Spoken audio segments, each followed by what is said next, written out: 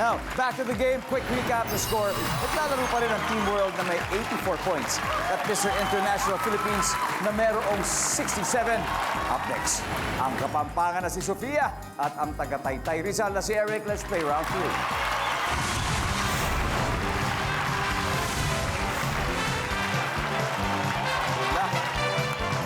11 points round. Here we go. Top 7 answers are on the board. Ano ang gagawin mo kapag masikip na ang pantalon mo? Eric.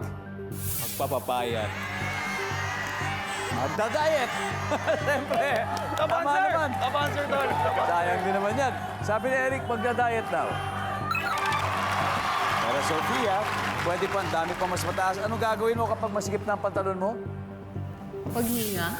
Paghinga! Mahirap yun. Paano yung buong araw mo suot yun? Buong araw ka hindi hihinga. Hindi. Pero alam mo, Sofia, totoo yan eh. Di ba kasabihan nga yun, pag nangyari sinusuot, wag hihinga, di ba? Para talagang kumasa. Pero tama naman yan. Ang tanong, nasa board ba yan? Huwag hihinga. Wala.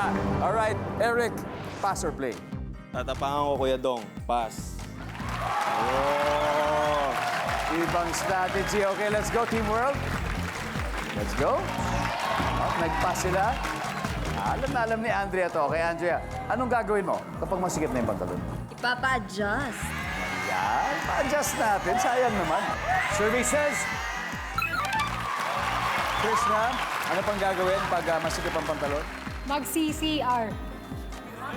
Punta ng CR. Para? Magbawas. Oo nga. Kasi masyado yatang busog. Busog na busog kasi, di ba? Survey says...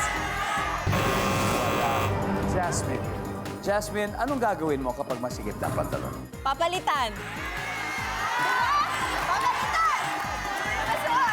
Tama. Survey says... Sofia, gagawin mo kapag masikip na ang pantalon mo? Bubuksan ng butones. Bubuksan ang botones. Nandiyan ba yan? Bubuksan ang botones. 3 more to go, Andrea. Anong gagawin mo kapag masikip na ang pantalon mo? Itatago ko na. Iyan na, huwag nang gamitin. Wala na, hindi na pwede. Tago na lang daw.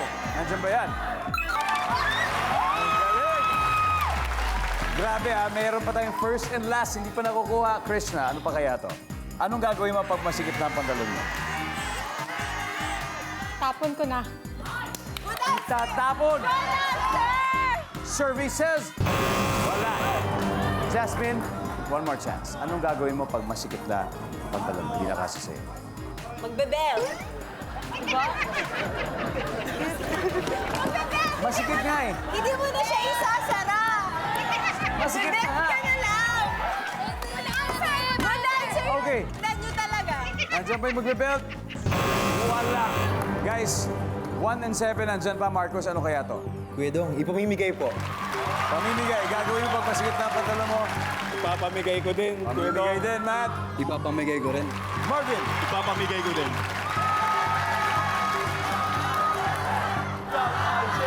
Tingin mo. Pamimigay daw. Ha? Pamimigay daw. Masyado Tama? naman kayong generous. Ang sabi po nila, ipamimigay nila. Ang sabi ng survey ay... Malalaman natin sa pagbabalik ng Family Feud. Pagbabalik ng Family Feud at walang kaduda-duda, Agosto, ang saya ng laban ngayong gabi. Kasi kanina bago tayo nag-break, tinanong natin ang Mr. International Philippines, anong gagawin mo kapag masikip na ang pantalon sa'yo? Ang sabi nila, ipamimigay daw nila. Too generous naman daw, sabi nila.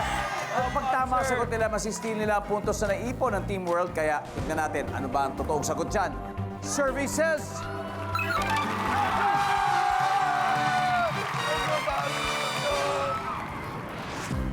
Isa na lang.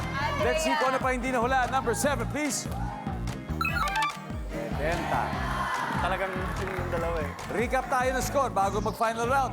Nahuhulid bigla ang Team World. 84 points na sila. Habang lumalabang ng Mr. International Philippines with 261 points. But I'm sure, as a beauty pageants, ang payo sa inyo is to never be overconfident. Because it ain't over, sabi nila.